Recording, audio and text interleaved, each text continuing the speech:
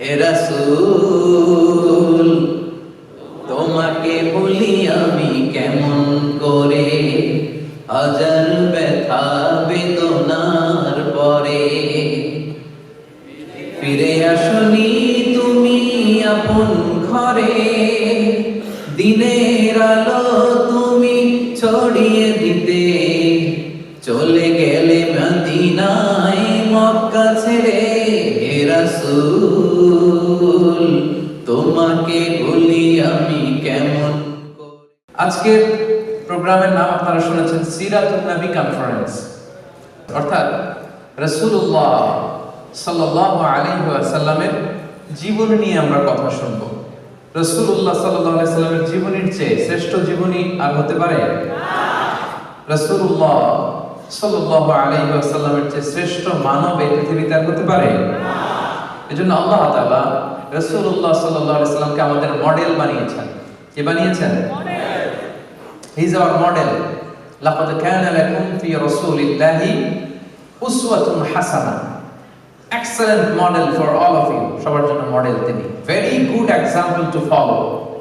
Follow করার জন্য রাসূল সাল্লাল্লাহু আলাইহি ওয়াসাল্লামের চেয়ে শ্রেষ্ঠ চরিত্রের অধিকারী কোনো মানুষ পৃথিবীতে হতে পারে না। এজন্য আমরা রাসূল সাল্লাল্লাহু আলাইহি ওয়াসাল্লামকে ফলো করব, ওনার জীবনী ফলো করব, আমরা শেখার চেষ্টা করব, কারণ উনি যা নিয়ে এসেছেন তাতে বরকত বেশি না কম? বেশি। সবাই আওয়াজ করে উত্তর দেন, তাতে বরকত বেশি না কম? বেশি। আমি আমার খুতবা শুরুতেই যে আয়াতটি তেলাওয়াত করেছি, আল্লাহ তাআলা ইরশাদ করছেন, ওমা আতাকুমুর রাসূলু ফাখুযুহু ওমা নাহাকুম আনহু ফান্তাহু।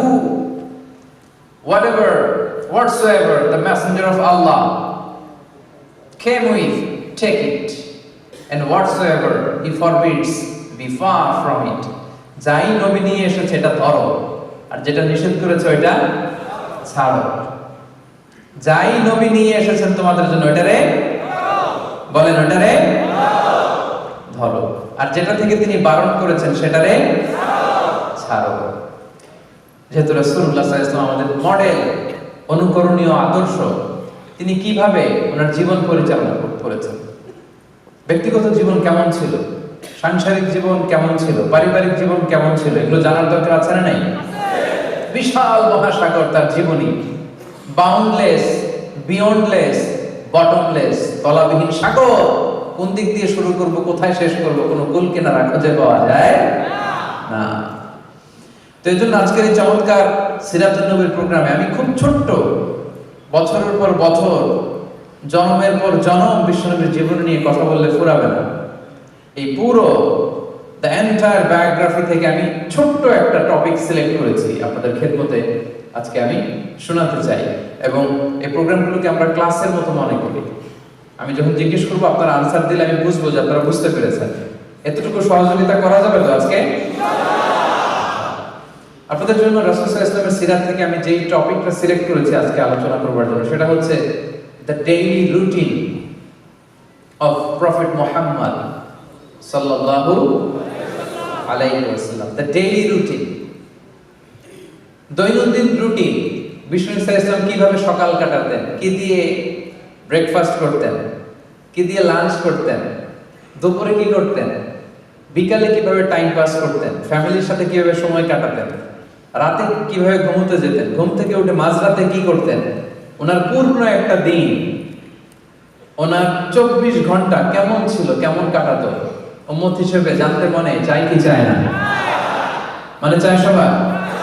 রাসূল সাল্লাল্লাহু আলাইহি ওয়াসাল্লামের একটা পূর্ণ দিন, এ কমপ্লিট ডে, 24 আওয়ার্স এর একটা ডে আমি আজকে আপনাদের সামনে ভিজুয়ালাইজ করব, পিকচারাইজ করবার চেষ্টা করব। যদি মনোযোগ দিয়ে শুনেন আপনারা বুঝতে পারবেন একটা পরিপূর্ণ দিন কিভাবে ঘুম থেকে উঠে আবার ঘুমোতে যাওয়ার আগ পর্যন্ত, রাসূল সাল্লাল্লাহু আলাইহি ওয়াসাল্লাম ঘুম থেকে জেগে আবার ঘুমোতে যাওয়ার আগ পর্যন্ত 24 ঘন্টা তিনি কি করতেন, ওনার সময় কিভাবে পাস করতেন।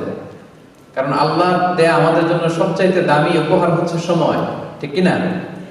সময় মানেই জীবন। এজন্য প্রতিটা দিন, প্রতিটা মুহূর্ত, প্রতিটা ঘন্টা গুরুত্বপূর্ণ। এই যে এত অ্যাডভাইস করতেছে যে মনোযোগী হন, কারণ একটু পরে আমার সময় শেষ। খেয়াল করে দেখেন বিষ্ণু ইসলাম কিভাবে সময় কাটাতেন। তাহলে টপিকটা সবার কাছে ক্লিয়ার তো না? হ্যাঁ, কি টপিক আজকের? টপিক কি? মাশাআল্লাহ, daily routine. Daily routine of prophet Muhammad সাল্লাল্লাহু। তাহলে আসেন রাসূল সাল্লাল্লাহু আলাইহি ওয়াসাল্লাম একটা পূর্ণ দিন কিভাবে কাটাতেন, 24 ঘন্টা কিভাবে কাটাতেন, ঘুম থেকে উঠে ঘুমোতে যাওয়ার আগ পর্যন্ত কি হতো, কি ঘটতো ওনার একটা দিনে, আমরা শুনি। আমরা শুরু করব তিনি ঘুম থেকে উঠে কি করতেন এখান থেকে। কেউ কি বলতে পারবেন তিনি কখন ঘুম থেকে উঠতেন? Class, there should be question and answer, there should be question and response. কেউ কি আন্দাজ করতে পারেন কয়টার দিকে ঘুম থেকে উঠতেন রাতে? হ্যাঁ বলেন। সুবহ সাদিকের পূর্বে একটা জেনারেল আনসার হয়েছে, আরো স্পেসিফিক কেউ বলতে পারেন? রাতের তৃতীয়াংশে, অনেকটাই জেনারেল। স্পেসিফিক, আরো স্পেসিফিক? হ্যাঁ, তাহাজ্জুদের সময়। হ্যাঁ, আরেকটু স্পেসিফিক হয়েছে, মাশাআল্লাহ। জি, রাসূল সাল্লাল্লাহু আলাইহি ওয়াসাল্লাম মিডনাইটে উঠতেন, মাঝরাতে। সুবহানাল্লাহ কইতে পারলেন না? মাঝরাতে উঠে যেতেন।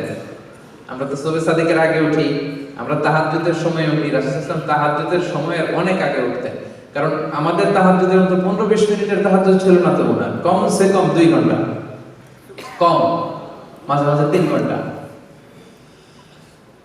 তাহলে মিডনাইট, মধ্যরাতে বিশ্বনবী সাল্লাল্লাহু আলাইহি ওয়াসাল্লাম উঠতেন। উঠেই আল্লাহ শুকরিয়া জ্ঞাপন করতেন যে আল্লাহ, thanks for a new time, new day, আলহামদুলিল্লাহিল্লাযী আহইয়ানা বা'দা মা আমাতানা ওয়া ইলাইহিন নুশুর। আল্লাহ, শুকর গুজার করছি তোমার দরবারে যে দীর্ঘ সময় মৃত্যুর পর তুমি আমাকে আবার জীবন দিয়েছো। কারণ আমরা যখন ঘুমিয়ে থাকি এটা মরার মতো না, প্রায় দীর্ঘ সময় মরার মতো পড়েছিলাম, আবার তুমি জীবন দিয়েছো, শুকর গুজার করছি আল্লাহ তোমার দরবারে। এটা পড়তেন। সূরা আলে ইমরানের শেষ 10 আয়াত তেলাওয়াত করতেন এই মাঝরাতে। অ্যাপ্রক্সিমেটলি আমি একটা সময় বলতে পারি যে লেটস সে 2:30টার দিকে উঠতেন। 2:30, আমাদের এখনকার টাইমে 2:30টার দিকে উঠতেন। এই দোয়া পড়তেন, আলে ইমরানের শেষ 10 আয়াত তেলাওয়াত করতেন, এরপর মেসওয়াক করতেন। কি করতেন? আপনারা মেসওয়াক করেন তো? হ্যাঁ, রাসূল সাল্লাল্লাহু আলাইহি ওয়াসাল্লাম ইন্তেকালের আগেও যেই কাজটা করেছেন সেটার নাম কি? সবাই বলেন মেসওয়াক। মেসওয়াক করতেন তিনি, রাসূলুল্লাহ সাল্লাল্লাহু আলাইহি ওয়াসাল্লাম। সব নবীরা মেসওয়াক করতেন, আপনারাও মেসওয়াক করবেন। এরপর তিনি তাহাজ্জুদ শুরু করতেন, 8 রাকাত লম্বা তাহাজ্জুদ করতেন, কখনো ঘরে, কখনো মসজিদে নববীতে। রাওদাতুম মিন রিয়াদিল জান্নাহ একটা স্পেশাল জায়গা আছে লেখা, মাকান তাহাজ্জুদি রাসূলুল্লাহ, রাসূল সাল্লাল্লাহু আলাইহি ওয়াসাল্লামের তাহাজ্জুদের জায়গা। 2017 সালে আমি যখন প্রথম উমরায় যাই, আমি ওই জায়গাটাতে নামাজের সুযোগ পেয়েছিলাম। সিরিয়াল ধরে যেতে হয়, লাইন ধরতে ধরতে দেখি এমন একটা জায়গা, ওখানে লেখা রাসূল সাল্লাল্লাহু আলাইহি ওয়াসাল্লামের তাহাজ্জুদের জায়গা। মসজিদে যখন পড়তেন ওইখানে পড়তেন। আপনারাও মদিনাতে গেলে আপনারাও ওখানে সালাত করতে পারবেন ইনশাআল্লাহ। তাহলে লম্বা তিনি তাহাজ্জুদ করলেন। তাহাজ্জুদটা কেমন ছিল? লম্বা সময়ের জন্য ছিল, লম্বা, লং কিয়াম, লং রুকু, লং সাজদা। কত লম্বা? আম্মা জান আয়েশা রাদিয়াল্লাহু তাআলা আনহা বলেন, ফালা তাসআল আন হুসনিহিন্না ওয়া তুলিহিন্না। বিশ্বনবীর তাহাজ্জুদের নামাজ যে কত লম্বা ছিল আর কত সুন্দর ছিল এটা আমাকে জিজ্ঞেস করুন, আমি বলতে পারবো না। আমি বলতে পারবো না মানে এত সুন্দর ছিল, এটা ভাষার বর্ণনায় আমি আয়েশা ফুটিয়ে তুলতে পারবো না। সুবহানাল্লাহ। লম্বা কিয়াম, যতক্ষণ কিয়াম করতেন ততক্ষণ রুকুতে থাকতেন, যতক্ষণ রুকুতে থাকতেন ততক্ষণ রুকু থেকে উঠে দাঁড়িয়ে থাকতেন, যতক্ষণ রুকু থেকে উঠে দাঁড়িয়ে থাকতেন ঠিক ততক্ষণ সিজদায় করে থাকতেন, যতক্ষণ লম্বা সিজদা দিতেন 2 সিজদার মাঝখানে ঠিক ততক্ষণ বসে থাকতেন। পড়েন সুবহানাল্লাহ। হাত্তা তাতাফাত্তারা কদামা, বিশ্বনবীর পা ফুলে এরকম মোটা হয়ে যেত, টিউমার হলে যেরকম ফুলে যায় মোটা হয়ে যেত। লম্বা তাহাজ্জুদ। রাতের 1/6 যখন বাকি, 6 ভাগের 1 ভাগ, তখন তিনি স্ত্রীদের ডাকতেন। আপনারা জানেন ওনার 9 জন স্ত্রী ছিল। কয়জন? 9 জন স্ত্রী ছিল। মোট 11 জন স্ত্রী ছিল আর 2 জন দাসী ছিল, মোট 13 জন। এই 11 জন স্ত্রীর কাছে এক এক রাতে এক একজনের কাছে থাকতেন, লটারি করতেন, যার নাম উঠতো তার ঘরে আজকে, তারপরের দিন আরেকজন, তারপরে আরেকজন, এভাবে ভাগ ভাগ করে করে রাসূল সাল্লাল্লাহু আলাইহি ওয়াসাল্লাম স্ত্রীদের সাথে থাকতেন। ওই রাতে যেই স্ত্রীর ঘরে থাকতেন, রাতের 6 ভাগের 1 ভাগ যখন বাকি, তাকে তাহাজ্জুদের নামাজ বা বিতরের নামাজ পড়ার জন্য ডাকতেন। একসাথে 2 জন বিতরের নামাজটা জামাতে পড়তেন। সুবহানাল্লাহ পড়েন। মাঝে মাঝে মাঝে মাঝে ঠিক এই টাইমটাতে রাসূল সাল্লাল্লাহু আলাইহি ওয়াসাল্লাম বাকিউল গারফাত, মসজিদে নববীর পশ্চিম দিকে বিশাল একটা কবরস্থান আছে, আমরা বাঙালিরা এটারে জান্নাতুল বাকি বলি। কি বলি? আসলে আরবিতে মাকবারাতুল বাকিয়া, বাকি কবরস্থান। রাসূল সাল্লাল্লাহু আলাইহি ওয়াসাল্লামের স্ত্রীরা, সাথীরা, সাহাবীরা এখানে শুয়ে আছে। কি মানুষ ছিলেন! মধ্যরা জীবিত যারা আছে তাদের জন্য তো একটু আগে কেঁদে কেঁদে দোয়া করছেনই, যারা চলে গেছে এদেরকেও ভুলেন নাই। মাঝ রাতে ওই কবরের সামনে যেও কাঁদতেন। সুবহানাল্লাহ বলবেন না? শেষ রাতে তিনি যে মাকবারাতুল বাকিতে তাদের জন্য দোয়া করতেন। এরপর ঘরে ফিরে এসে একটা শর্ট ন্যাপ নিতেন। শর্ট ন্যাপ মানে সামান্য একটা ছোট্ট ঘুম। ঘুম আসছে আসে নাই, শুয়ে আছি, পাশে কে যেন কথা বলে, একটু আওয়াজ বোঝা যায়, এরকম একটা ঘুম আছে না? কথা বলে না, চোখটা ঘুমের জন্য একটু বুঝে আসছে, লেগে আসছে, কিন্তু কে যেন কথা বলে ওইটাও শোনা যায় কানে, এরকম একটা ঘুম আছে না? এটা বলে ন্যাপ। একটা ন্যাপ নিতেন, very short nap, up until ফজর, সালাতুল ফজরের আগ পর্যন্ত। এরপরে বেলাল রাদিয়াল্লাহু তাআলা আনহু যখন আজান দিতেন তখন তিনি ফজরের জন্য উঠতেন। উঠে সুন্নত নামাজ পড়ে, ফজরের সুন্নত পড়ে, কখনো ওযু করে, কখনো ওযু ছাড়াই ইমামতি করতে যেতেন ফজরের নামাজের। তিনি বলতেন, আইনানি ইয়ানামান ওয়াল কলবু ইয়াকদান।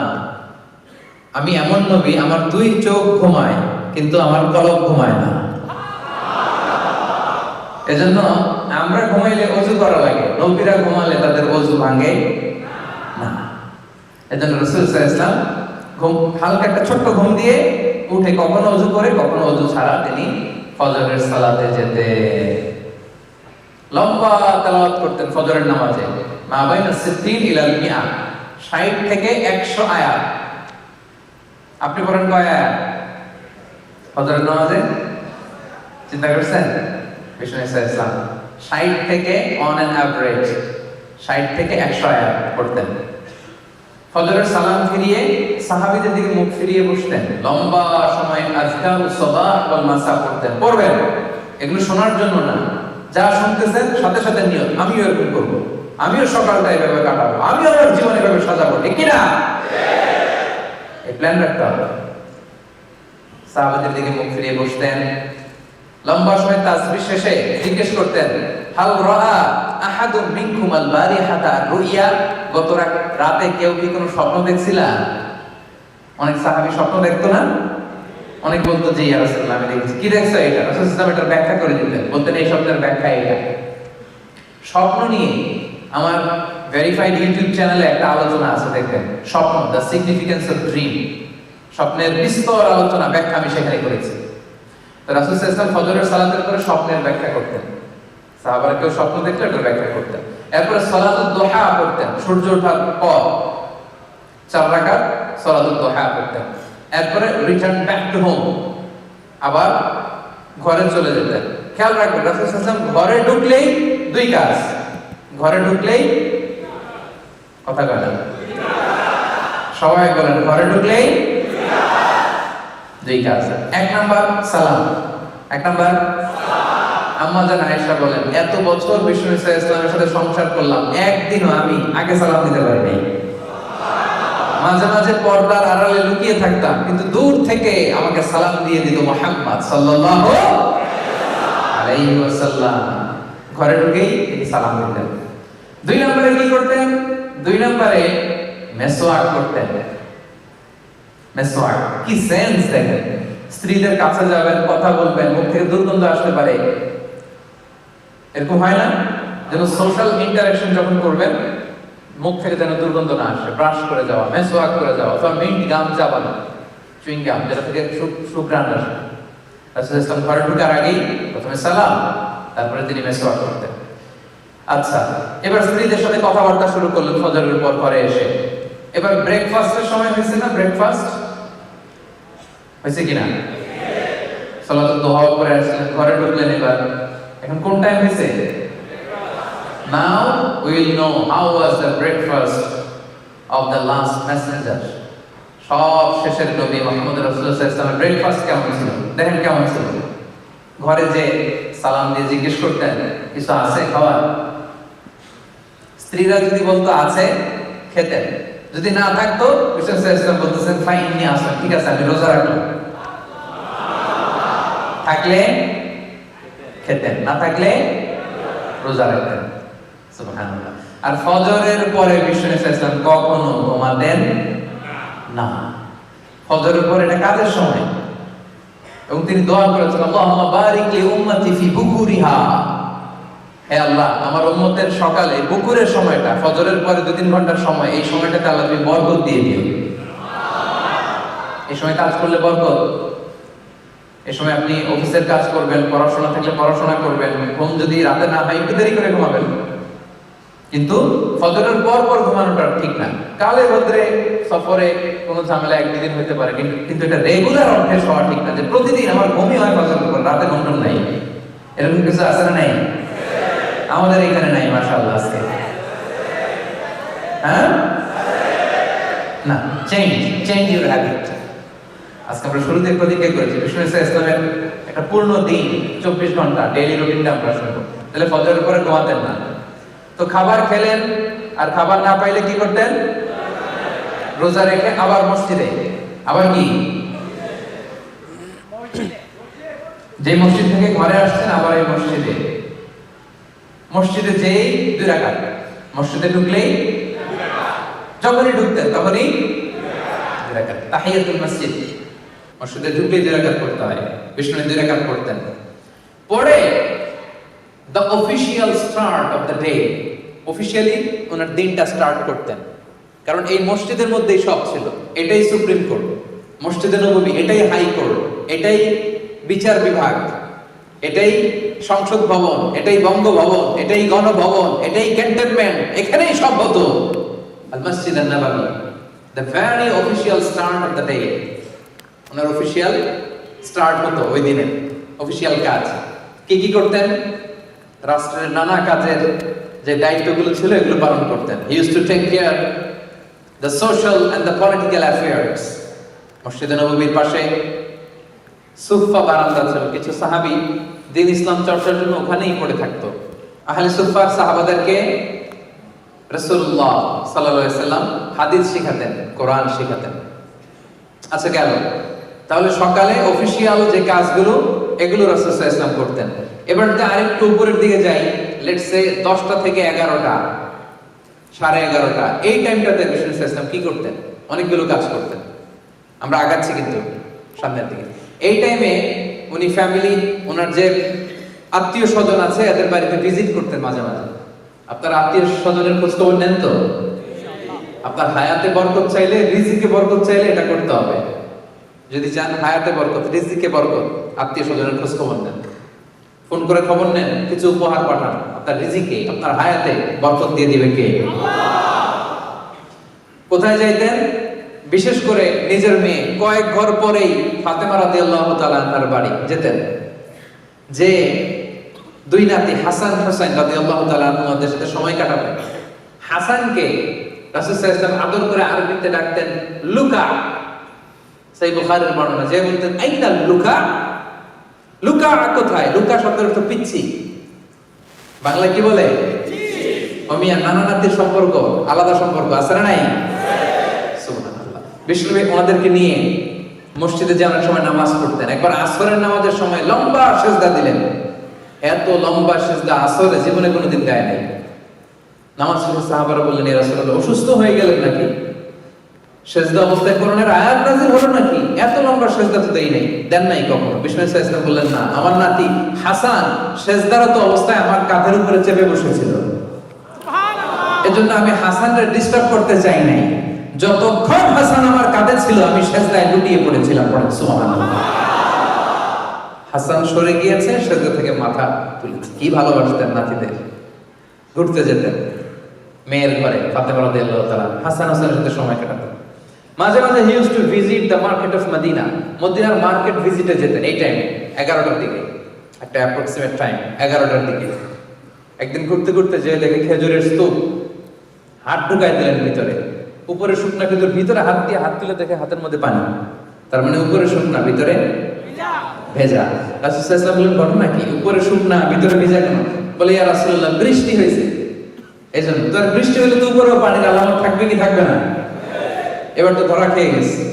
তখন রাসূল সাল্লাল্লাহু আলাইহি ওয়াসাল্লাম সেই বিখ্যাত হাদিসটা বলেছিলেন, মান গাশশানা ফালাইসা মিন্না, যে আমাদেরকে ধোঁকা দেয়, যে আমারে ধোঁকা দেয় সে আমার উম্মত কশিন কালেও হতে পারে না। The person who deceives us is not among us, যে আমাদেরকে ধোঁকা দেয় সে আমাদের দলভুক্ত নয়। এই টাইমে রাসূল সাল্লাল্লাহু আলাইহি ওয়াসাল্লাম মদিনার মেয়েদের জন্য স্পেশাল টাইম রাখতেন, QA, কোশ্চেন আনসার সেশন। দুপুরবেলা টাইম দিতেন ছেলেদের জোহর নামাজের পর, কিন্তু এই টাইমটাতে নারীদের জন্য একটা স্পেশাল টাইম রাখতেন।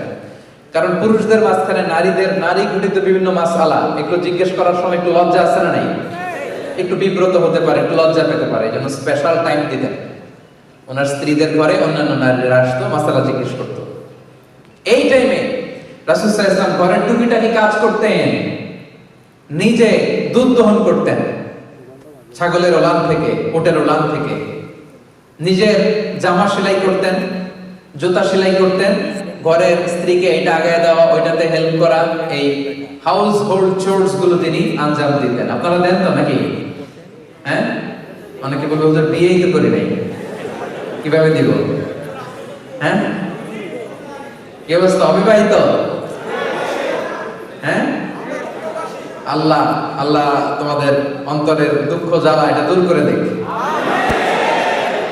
নেককার স্ত্রী দিয়ে তোমাদের জীবন সঙ্গিনী নসিব করুক। তো এখনই নিয়ত করো যে বিয়ের পরে এরকম হেল্প করবা স্ত্রীকে। আরো জোরে ইনশাআল্লাহ। এই টাইমটাতে রাসূল সাল্লাল্লাহু আলাইহি ওয়াসাল্লাম মাঝে মাঝে পায়ে হেঁটে মসজিদে কুবাতে যেতেন। কুবা, হজ উমরা যারা করেছেন, মসজিদে নববী থেকে 4.5 কিলোমিটার দূরে একটা মসজিদ। এটা ছিল মদিনার প্রথম মসজিদ। রাসূল সাল্লাল্লাহু আলাইহি ওয়াসাল্লাম মদিনাতে এসে আগে ওই মসজিদ বানাইছেন, পরে মসজিদে নববী। কুবা মসজিদে পায়ে হেঁটে যে নামাজ পড়তেন। এবং বিষ্ণু সাল্লাল্লাহু আলাইহি ওয়াসাল্লাম ইরশাদ করেন, যে ব্যক্তি নিজ ঘরে ওযু করে বের হয়ে কুবা মসজিদে যে 2 রাকাত নামাজ পড়বে, আল্লাহ তাআলা তার আমলনামায় একটা পূর্ণ মাকবুল উমরা হজের সওয়াব দিয়ে দিবেন। এজন্য দেখবেন যে হাজী সাহেবরা যখন যায়, মুআল্লিমরা শনিবারে নিয়ে ওখানে 2 রাকাত সালাত পড়ায়। কুবা মসজিদ যাবেন, ভিজিট করবেন। তাহলে এটা ছিল রাসূল সাল্লাল্লাহু আলাইহি ওয়াসাল্লামের এই জোহরের আগ দিয়ে টাইম। এবার চলে যাব ওনার লাঞ্চ টাইম। কারণ রাসূল সাল্লাল্লাহু আলাইহি ওয়াসাল্লাম আমাদের মতো জোহরের পরে লাঞ্চ করতেন না, বিফোর জোহর। সুবহানাল্লাহ পড়েন। সুবহানাল্লাহ।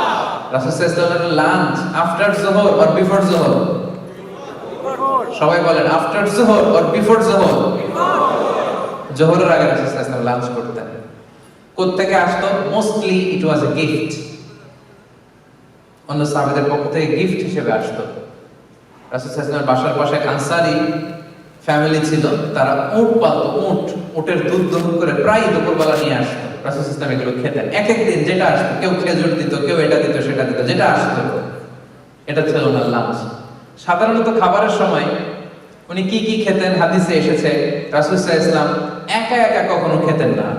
He never eat alone. Always he used to eat communally. একসাথে খেতেন। একসাথে খেলে বরকত বেশি না কম? বেশি। এটা ছিল রাসূল সাল্লাল্লাহু আলাইহি ওয়াসাল্লামের অভ্যাস। একা একা খেতে পারতেন। আমরা অনেক সময় একা একা খেয়ে ফেলি না? না, তিনি যারা ছিল তাদেরকে নিয়ে খেতেন। আরেকটা অভ্যাস ছিল, তিনি রান্নার বদনাম করতেন না কখনো, নেভার এভার।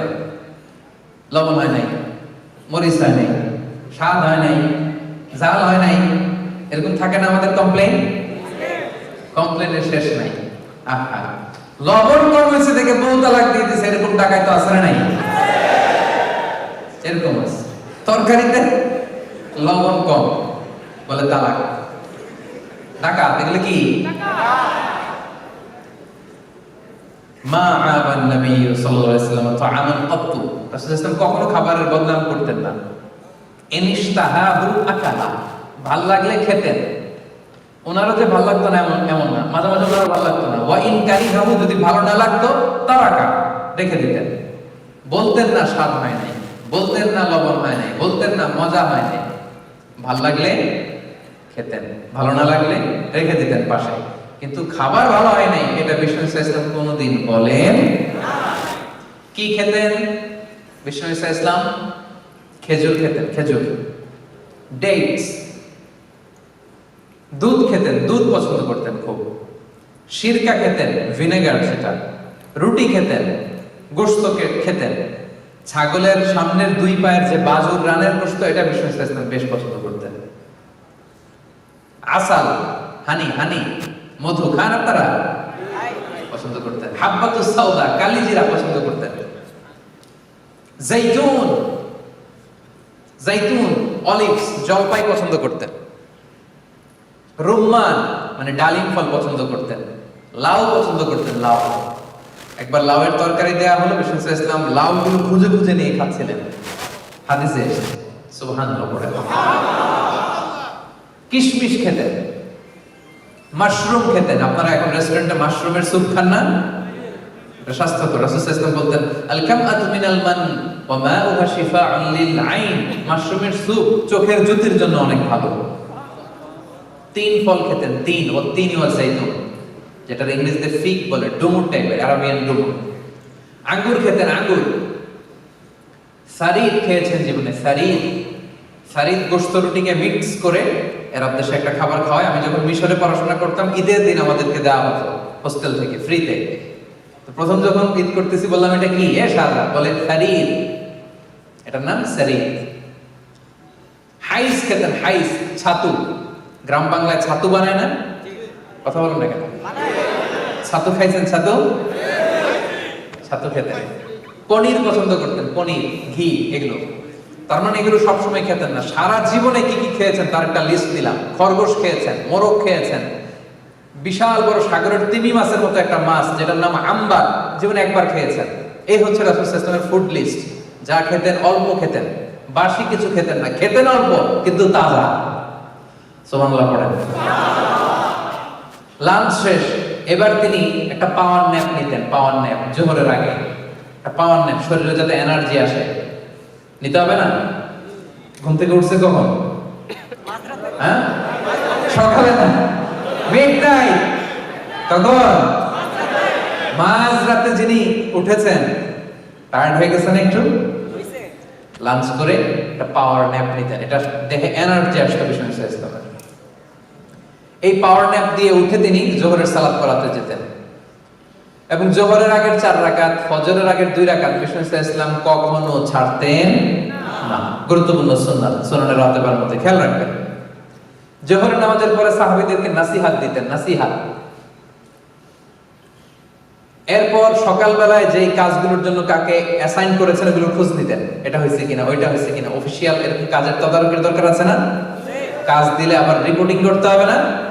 এই রিপোর্টিং গুলো বুঝে নিতেন।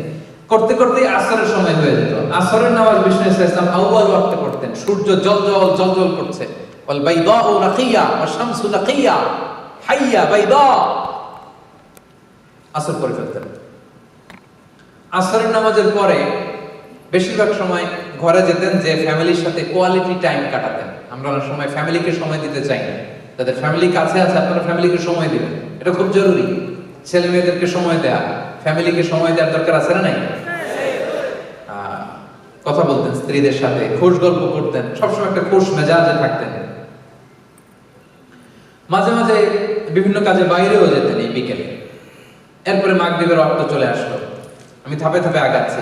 মাগরিবের নামাজ তাড়াতাড়ি পড়তেন, আজান হওয়ার সাথে সাথেই, ওয়াক্ত হওয়ার সাথে সাথেই মাগরিব।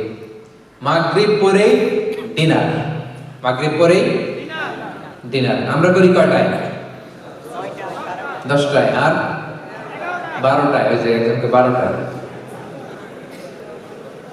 আমরা হেলদি লাইফস্টাইল যদি না মানি বিষ্ণুনবীর দেখানো, তো আমরা সুস্থ থাকবো কি করে ভাইরা? আজ থেকে নিয়ত করেন, মাগরিবের পরেই কি ডিনার। সবাই বলেন মাগরিবের পরে পারা যাবে? মাগরিবের পরে ডিনার করতে করতে এশার আজান হয়ে গেল। এবার বিষ্ণু ইসলাম এশার নামাজে যেতেন। এশার নামাজে নির্দিষ্ট টাইম ছিল না, কোনোদিন আগে কোনোদিন পরে পড়তেন।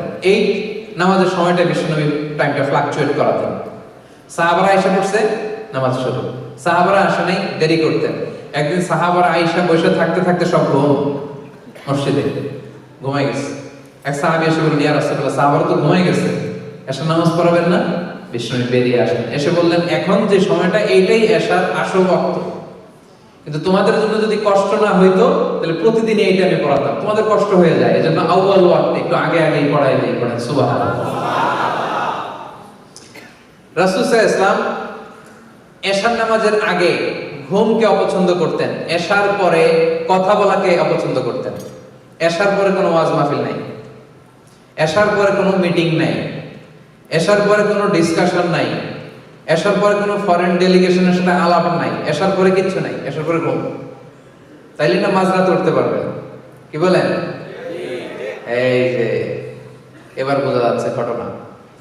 হাদিসে এসেছে কানা ইয়াকরাহু আন-নাওমা ক্বাবলা আল-ইশা ওয়াল হাদিসা বা'দাহা। রাসূল সাল্লাল্লাহু আলাইহি ওয়াসাল্লাম এশার আগে ঘুমও পছন্দ করতেন, এশার পরে কথাও পছন্দ করতেন। এশার নামাজ পড়েই কথা নাই, জরুরি কোনো আলাপ থাকলে কথাটা সেরে দিনই চলে যেতেন। ঘুম। তাহলে এবার ঘুমের দিকে চলে যাই। কয়টার দিকে ঘুমাতেন কি মনে হয় দেখি, বলেন? একজন বলতেছে এশার নামাজের পরে ঘুমাতেন, আর এটা তো ঠিক আছে, কয়টার দিকে ঘুমাতেন সেটা বলেন? 9টা, 8:30 আর 10টা আর 9টা। হ্যাঁ, হাদিসে বর্তমান আমাদের যে ঘড়ি, ঘড়ির টাইম উল্লেখ নেই, তবে অবস্থা দৃষ্টে মনে হয় 9টা থেকে 9:30। আপনি ঘুমান কয়টায়? হ্যাঁ,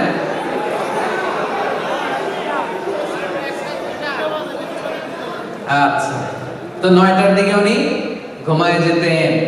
ঘুমের সুন্নাত কি ছিল, বিষ্ণু সাল্লাল্লাহু আলাইহি ওয়াসাল্লাম কিভাবে ঘুমাতেন দেখেন। প্রথমেই বিছানা ক্লিন করতেন, বিছানাটা ঝাড়তেন। সুবহানাল্লাহ, কি সায়েন্টিফিক চলাফেরা ছিল না, কি সায়েন্টিফিক, আল্লাহু আকবার। বিছানাটা ক্লিন করতেন, এরকম উপরে একটা পাতলা জ্যাকেট বা ব্লেজারের মতো ছিল, এটারে ঝুলাতেন। এরপরে ওযু করে নিতেন, এরপরে স্ত্রীদের সাথে অন্তরঙ্গ কথাবার্তা বলতেন, সারাদিন কি ঘটলো, কি হয়েছে। এরপরে লম্বা দোয়া পড়তেন। বিছানাতে যাওয়ার আগে হাত দুইটা একসাথে করে 3 কুল, সূরাতুল ইখলাস, সূরাতুল ফালাক, সূরাতুন নাস, 3টা পড়ে হাতে ফু দিয়ে মাথা থেকে পা পর্যন্ত মেসেজ সুবহানাল্লাহ পড়ে। মনে থাকবে? লম্বা দোয়া পড়তেন, আল্লাহুম্মা ইন্নী আসলামতু ওয়াজহি ইলাইক, ফাওয়াদতু আমরি ইলাইক, আলজাতু যাহরি ইলাইক, রাগবাতান ওয়া রাহবাতান ইলাইক, লা মালজা ওয়া লা মানজা মিনকা ইল্লা ইলাইক, আল্লাহুম্মা আমানতু বিকিতাবিকাল্লাযী আরসালতা ওয়া নাবিয়্যিকাল্লাযী আরসালতা। অনেক সুন্দর সুন্দর দোয়া, এগুলো অর্থ করতে গেলে লম্বা সময় লেগে যাবে। এরপরে আল্লাহুম্মা বিসমিকা আমুতু ওয়া আহইয়া বলে ডান কাতে ঘুমাতেন। কোন কাতে? ঘুমানোর সময় ডান হাতটা ডান গালের নিচে রাখতেন। সুবহানাল্লাহ পড়েন। এইভাবে ঘুমাতেন আখিরি জামানার পয়গম্বর বিশ্বনবী মুহাম্মদুর রাসূলুল্লাহ সাল্লাল্লাহু আলাইহি ওয়াসাল্লাম। ঘুমিয়ে পড়তেন। স্ত্রীদের সাথে অন্তরঙ্গ মেলামেশা যদি করতেন, গোসল ফরজ যদি হতো, কখনো কখনো গোসল করে এরপরে ঘুমাতেন, কখনো কখনো ওযু করে ঘুমিয়ে যেতেন। ওই যে মিডনাইট, মধ্যরাতে যখন তাহাজ্জুদের জন্য উঠতেন তখন উঠে গোসল করতেন। সুবহানাল্লাহ পড়েন। তাহলে একটা পূর্ণ ডে, একটা কমপ্লিট ডে, 24 ঘন্টা ঘুম থেকে ওঠা থেকে শুরু করে ঘুমানো পর্যন্ত পেয়ে গেছেন না? কথা বলেন। একটা পিকচারাইজেশন, একটা ভিজুয়ালাইজেশন আপনাদের চোখের সামনে মোটামুটি আমি তুলে ধরার চেষ্টা করেছি না? এবার আসুন lesson. What is the lesson from his life, from his 24 hours day time? Owner daily routine থেকে এবার আমাদের জন্য লেসনটা কি ভাই, শিখলামটা কি? 1 নাম্বার যেটা শিখলাম, he was very productive, he was super active. Not a single minute was wasted in his life. একটা মুহূর্ত তিনি অপব্যয় করেন নাই, প্রোডাক্টিভ ছিলেন। সর্বোচ্চ to take the best out of the time, সময়ের সর্বোচ্চ ইউসেজ তিনি করেছেন। সুপার অ্যাক্টিভ ছিলেন। 1500 বছর আগের ঘটনা। সেই মরুভূমির মাঝখানের একজন লোক কিভাবে শিখেছেন এরকম কিভাবে সুপার অ্যাক্টিভ থাকা যায়, কিভাবে এরকম প্রোঅ্যাক্টিভ থাকা যায়, কিভাবে প্রোডাক্টিভ থাকা যায়। পুরো দিনের যে ম্যানেজমেন্ট দেখলে এটাই মনে হয় যে তিনি সুপার অ্যাক্টিভ ছিলেন, প্রোডাক্টিভ ছিলেন। এরকম মনে হয় না আপনাদের? নাকি শুধু আমার মনে হয়? আপনাদের এরকম মনে হয় কিনা?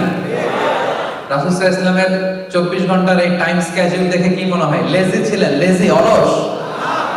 কথা বলেন, নাকি অ্যাক্টিভ? Super active. ওনার উম্মত যারা হবে এদের সুপার অ্যাক্টিভ হইতে হবে। লেজি হইলে চলবে? লেজি হইলে চলবে? লেজি হইলে বাইতুল মুকাদ্দাস দখল করে রাখবে। লেজি হলে মিয়ানমারের মতো এরকম আগ্রাসন চলবে, বিভিন্ন জায়গায় মার খেতে হবে, কাশ্মীরের মতো, ফিলিস্তিনের মতো, ঠিক কি না? Super active. We have to be super active as a ummah, as a follower of Muhammad sallallahu alayhi wasallam. দুই নম্বর যেটা শিখলাম, easy going. He was very easy going, very simplistic mannered ছিলেন, very simple. জটিলতা নাই, কোনো কিছুকে এত কঠিন ভাবে নিতেন না। সকালবেলা খাবার আছে, আছে দাও খাইছে। খাবার নাই, ঠিক আছে রোজা রাখলাম দাও। চিন্তা করছেন কত সিম্পল? আপনি যদি সকালে যায় বলেন খাবার আছে, কয় খাবার নাই, কি করবেন? ওই যে কয় মাই।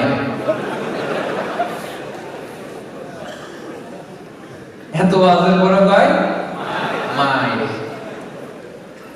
রাসূল সাল্লাল্লাহু আলাইহি ওয়াসাল্লাম বলতেন খাবার আছে, আছে, খেতেন, নাই কি করতেন? রোজা। কি সিম্পল একটা লাইফ। এজন্য জীবনটা আর কঠিন করেন না, সিম্পল, মেক ইট সিম্পল। এই দুনিয়া আমাদের থাকার জায়গা না, একটা ট্রানজিট পিরিয়ডে আসছি, আবার চলে যেতে হবে, ঠিক কি না? চলে যেতে হবে, থাকবো না আমরা। গেল তিন নাম্বার যে লেসনটা আমরা পাইলাম, ব্যালেন্সড। আর 2-1 মিনিট কথা বলবেন না, খেয়াল করে থাকেন। ব্যালেন্সড শিক্ষাটা এখন 7 মিনিট চেষ্টা দিচ্ছি। ব্যালেন্সড একটা ভারসাম্যপূর্ণ জীবন ব্যবস্থা ছিল ওনার। টাইম ম্যানেজমেন্টের সেন্স ছিল ওনার। কোনো কিছু মিস হয় নাই, অফিস আওয়ার মিস হয় নাই, ফ্যামিলি আওয়ার্স মিস হয় নাই, রিক্রিয়েশনাল আওয়ার্স মিস হয় নাই, visiting hours, consultation hours, personal hours কিছু মিস হয়েছে? 24 ঘন্টার এই ছোট্ট টাইম স্লটে সব আছে না নাই? মেয়ের ঘরেও গেছে, আত্মীয়দেরও দেখে আসছে, মার্কেটের কি অবস্থা, বাজার ব্যবস্থা দেখে আসছে, রাষ্ট্রীয় কাজের আঞ্জাম দিয়েছে, বিচার করেছে, সুপ্রিম কোর্ট চালিয়েছে, বঙ্গভবন গণভবন চালিয়েছে, সেনা অধিদপ্তর থেকে মিলিটারি এক্সপিডিশন পাঠিয়েছে, ফরেন ডেলিগেটদেরকে ইনভাইট করেছে, গোটা বিশ্বের কিংদের কাছে ইসলামের চিঠি লিখেছে, আসলিম তাসলাম, যে তোমরা সুপার পাওয়ার হও আর যাই হও, আমি মুহাম্মাদের পক্ষ থেকে তোমাদের জন্য চিঠি, আসলিম, ইসলাম মানো, তাসলাম, শান্তিতে থাকবা, দুনিয়াতেও থাকবা, আখিরাতেও থাকবা, ঠিক কি না? কি টাইম ম্যানেজমেন্ট, ব্যালেন্সড একটা লাইফ লিড করেছে। এজন্য যে পারে সে সবই পারে। আমরা এটা করলে ওটা বাদ যায়, ওটা করলে এটা পারি না, এরকম আছে না? Learn the time management from our beloved prophet Muhammad sallallahu alaihi wasallam. গোটা বিশ্ববাসীকে বলতে চাই, শিখে নাও আমাদের প্রিয় নবীর কাছ থেকে টাইম ম্যানেজমেন্ট শিখে নাও।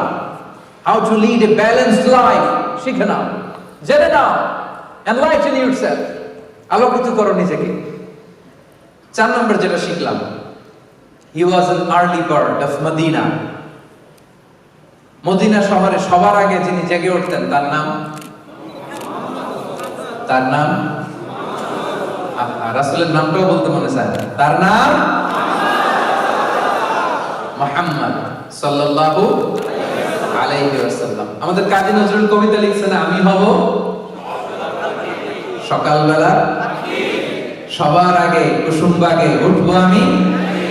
দেখছেন বিষ্ণু সাল্লাল্লাহু সকালবেলার পাখি ছিলেন, আর্লি বার্ড অফ মদিনা। মদিনাতে সবার আগে তিনি জেগে উঠতেন, কেউ জাগে নাই। যারা তাহাজ্জুদ পড়তো মদিনাতে এরা তো আরো পরে 4টার দিকে উঠতো, উনি তো 2:30টার দিকে উঠে গেছেন। তাহলে আর্লি বার্ড হইতে হবে, আগে আগে ঘুমাতে হবে, আগে আগে ঘুম থেকে উঠে যেতে হবে। 5 নম্বরে যেটা শিখলাম, আর্লি ডিনার, লাইট ডিনার, অল্প খাইতে হবে, ডিনারের সময় অল্প অল্প খাওয়ার ট্রাই করতে হবে। মেডিকেল সায়েন্সও তাই বলছে। তাহলে ডিনারটা করতে হবে আর্লি, মেডিকেল সায়েন্সও তাই বলে, ঠিক কি না? তার মানে রাসূল সাল্লাল্লাহু আলাইহি ওয়াসাল্লামের জীবনের যে প্রক্রিয়া, এটার সাথে মেডিকেল সায়েন্সের মিল আছে না নাই? আলহামদুলিল্লাহ করবেন না? যেটা গবেষণা করে মেডিকেল সায়েন্স এখন বলে 1500 বছর আগে বিশ্বনবী আমাদের শিখিয়ে গিয়েছেন, পড়েন সুবহানাল্লাহ। 6 নাম্বার, উনি শুধু ওনার জীবদ্দশায় যে স্ত্রী বন্ধু বান্ধব এদের প্রতি লয়াল ছিলেন না, ওনার চলে যাওয়া বন্ধু বান্ধব, স্ত্রী, আত্মীয় স্বজন সবার প্রতি লয়াল ছিলেন। তার প্রমাণ, শেষ রাতে কবর জিয়ারত করতে যেতেন। আপনারা গত 1 বছরে কবর জিয়ারত করছেন কয়বার বলেন তো? অনেকে একবার, তিনি প্রায়ই কবর জিয়ারত করতে যেতেন। তার মানে যারা চলে গেছে তাদের জন্য ওনার মনে একটা মায়া বা দয়া আছে না নাই?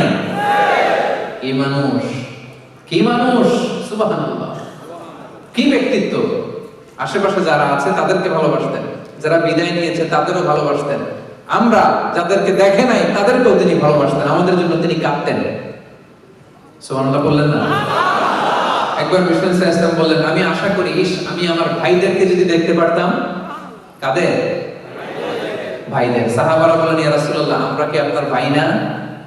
বিষ্ণু বললেন, না, আনতুম আসহাবি, তোমরা আমার সাহাবা, তোমরা আমার ভাই হচ্ছে তারা যারা আমার পরে আসবে, আমারে দেখে নাই। আপনি, আমি, আমরা, আমাদের জন্য বিষ্ণু ইসলাম কেঁদেছেন। সব নবীকে আল্লাহ তাআলা একটা স্পেশাল দোয়া করার সুযোগ দিয়েছেন, এটাকে বলে দাওয়া মুস্তাজাব। সব নবী একটা করে পেয়েছেন, যে নবী দোয়া করলেই কবুল, করতেও পারেন, রেখেও দিতে পারেন। দুনিয়ার সব নবীরা ওই দোয়াটা দুনিয়াতেই করে ফেলেছে, একজন ছাড়া। একজন, তিনি কে? মুহাম্মদ সাল্লাল্লাহু। তিনি বলেন, দুনিয়ার সব নবীরা তাদের ওই স্পেশাল দোয়াটা করে ফেলেছে। ওয়া ইন্নী আখতাবিউ দাওয়াতি শাফাআতান লি উম্মতি ইয়াউমাল কিয়ামা। আমি আমার দোয়াটা করি নাই আমার গুনাহগার উম্মতদেরকে বাঁচানোর জন্য, সেদিন সুপারিশের জন্য এই দোয়াটা আমি কিয়ামতের ময়দানের জন্য রেখে দিয়েছি। আজকের এই সিরাতুন নবীর প্রোগ্রামে নবীর জন্য ভালোবাসা ফিল হয় কলিজায়? হ্যাঁ, ফিল হয়। এই নবী আমাদের হৃদয়ের গহীনে, চিল্লায় বলো ঠিক কি না? আমাদের ভালোবাসার মণিকোঠা, ঠিক কি না? এই নবীকে ভুলে যাওয়া আমাদের পক্ষে সম্ভব। তোমাকে ভুলি আমি কেমন করে হে রাসূল, তোমাকে ভুলি আমি কেমন করে, হাজার ব্যথা বেদনার পরে। ফিরে আসনি তুমি আপন ঘরে, দিনের আলো তুমি ছড়িয়ে দিতে, চলে গেলে মদিনায় মক্কা ছেড়ে হে রাসূল, তোমাকে ভুলি আমি কেমন করে। পারেন আপনারা? পড়েন, হে রাসূল, তোমাকে ভুলি আমি কেমন করে, হে রাসূল, তোমাকে ভুলি আমি কেমন করে। পড়েন আল্লাহু আকবার। তাহলে বিশ্বনবীর ভালোবাসা আমাদের হৃদয়ের মণিকোঠায়, ঠিক কি না? সব শেষ যে পয়েন্টটা বলবো সেটা হচ্ছে, এই 24 ঘন্টার ডেইলি রুটিন দেখলে বোঝা যায় যে ওনার লাইফটা ছিল একটা হেলদি লাইফস্টাইল, একটা প্রোডাক্টিভ ডেইলি রুটিন ছিল। আমরা যদি আমাদের ব্যক্তিগতভাবে, স্বাস্থ্যগতভাবে, ফিজিক্যালি, স্পিরিচুয়ালি, মেন্টালি একটা সাউন্ড লাইফ যদি আমরা লিড করতে চাই, এই লাইফস্টাইলে আমাদেরকে মেনে নিতে হবে। এই লাইফস্টাইলের বাইরে যাওয়ার কোনো সুযোগ আমাদের নাই। তাহলে সম্মানিত সুধী, একটা পূর্ণ দিন বিষ্ণু ইসলামের 24 ঘন্টা ঘুম থেকে জেগে আবার ঘুমতে যাওয়ার আগ পর্যন্ত কি ছিল ওনার জীবনে আমরা শুনলাম। আসুন যতটুকু পারি আমরা আমাদের লাইফের সাথে অ্যাডজাস্ট করি। আমি বলবো না শুরুতেই 100% ওনার লাইফস্টাইল আপনি নিয়ে নেবেন, না, এটা হবে না। It will not work. Maybe আপনি একটু একটু করে মেলান, 20% মিলান, 30% মিলান, 50% অ্যাডজাস্ট করেন, 60% অ্যাডজাস্ট করেন। আমাদের জীবনটাকে সমৃদ্ধ করবে কে? রাজি আছেন সবাই? বিশ্বনবীর দৈনন্দিন রুটিনের মতো আমাদের রুটিন সাজাতে সবাই রাজি আছেন? আল্লাহ তাআলা আমাদের সবাইকে কথাগুলো বোঝার ও আমল করার তৌফিক দান করুন। হাযা মা ইনদি ওয়াল ইলমু ইনদাল্লাহ আলাইহি তাওয়াক্কালতু ওয়া ইলাইহি উনীব। ওয়াসসালামু আলাইকুম ওয়া রাহমাতুল্লাহি তাআলা ওয়া বারাকাতুহু।